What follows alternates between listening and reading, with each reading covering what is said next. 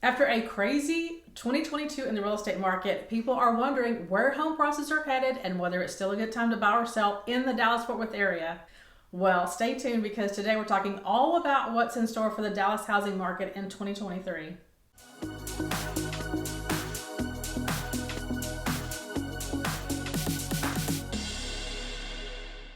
With the super aggressive mortgage interest rate hikes, inflation, and the housing demand dropping after an overheated market for 2 years, it leaves a lot of people wondering what's next.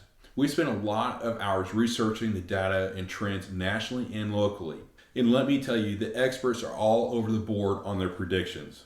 And I will caution you where you get your news from, as some of the local and national media reports I've read are way off the mark with information that they're reporting and the sources they're using.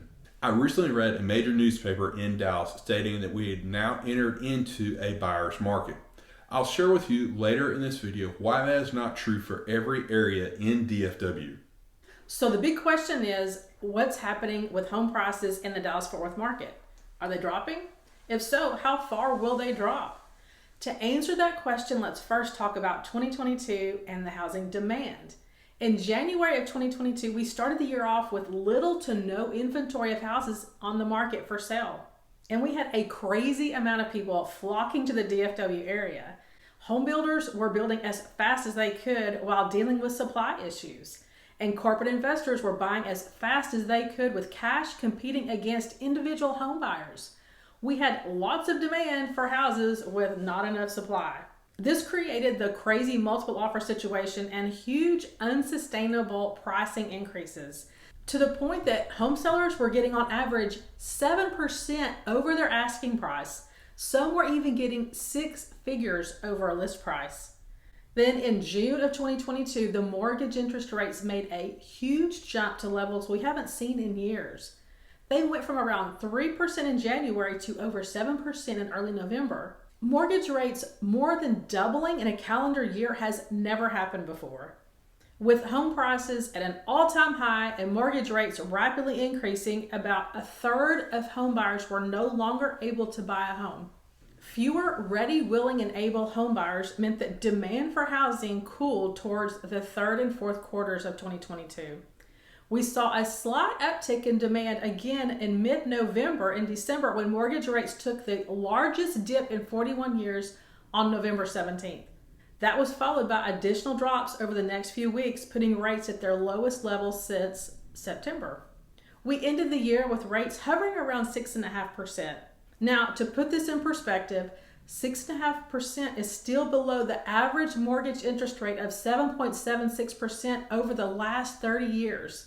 Now, during this time, home builders were steadily continuing to build homes, which allowed for more inventory. More inventory and fewer home buyers caused the crazy multiple offer frenzy to slow down and stop in some markets. So rather than sellers getting around 107% of their asking price on average, they came down to averaging around 96 to 97% of their asking price. Sellers were starting to realize they could no longer put a crazy high price tag on their home and actually sell it at that price. It felt like the market took a hard shift overnight, but what we began seeing is that the market was leveling off or correcting and going back to pre-COVID, more normal market. To better understand the real estate market and home prices, check out this graph.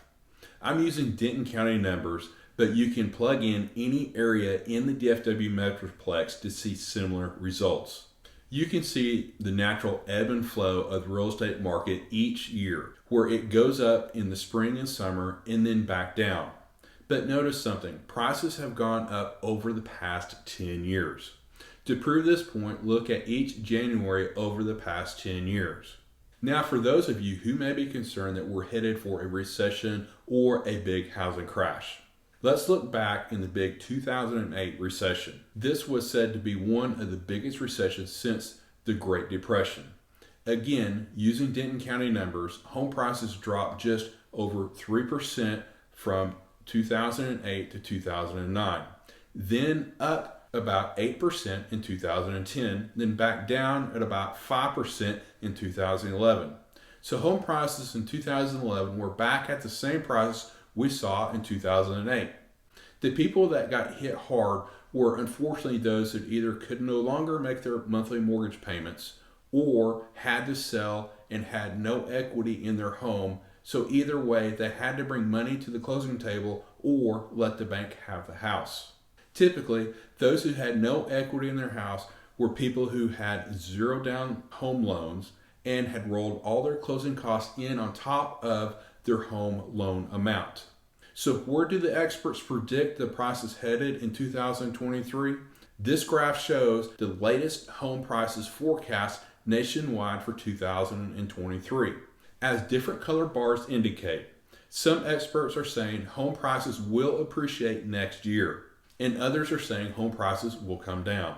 But again, if we take the average of all the forecasts shown in green, we can get a feel for what 2023 may hold. The truth is probably somewhere in the middle. That means nationally, likely we're relatively flat or neutral appreciation in 2023.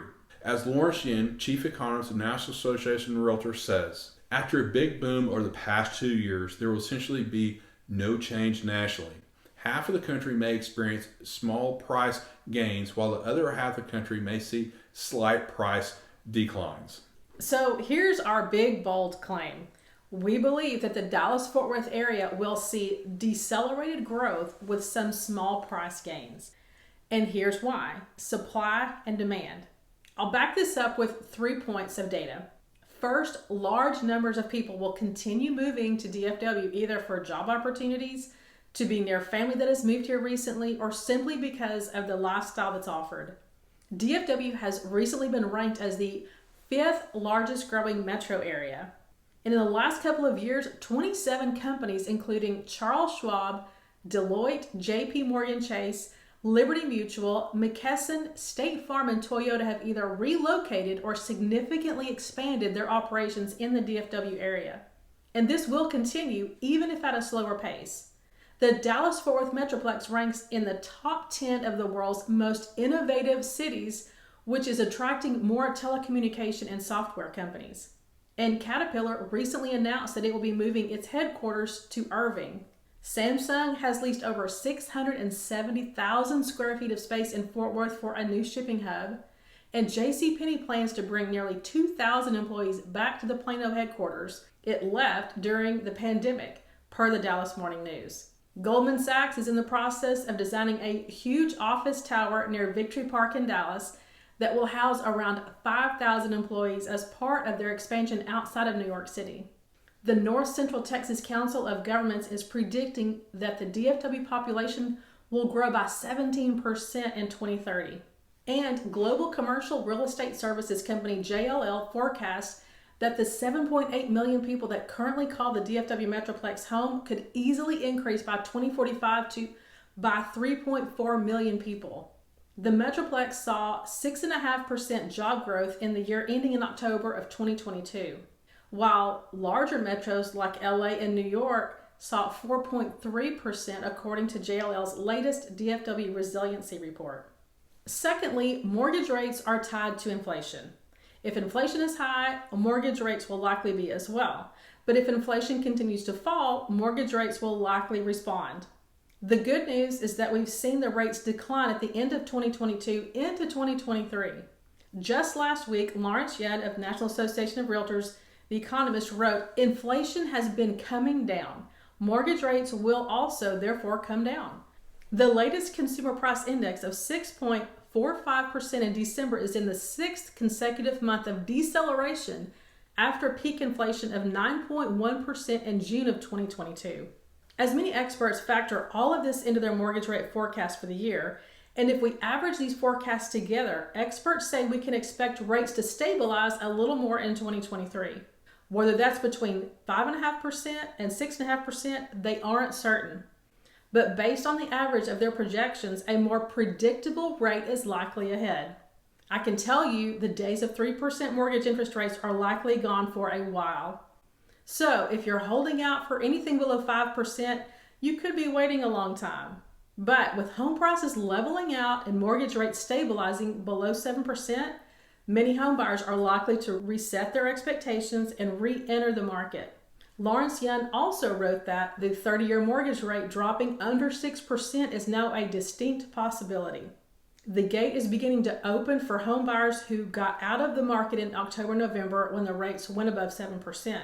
However, there is still a housing shortage and not enough listings.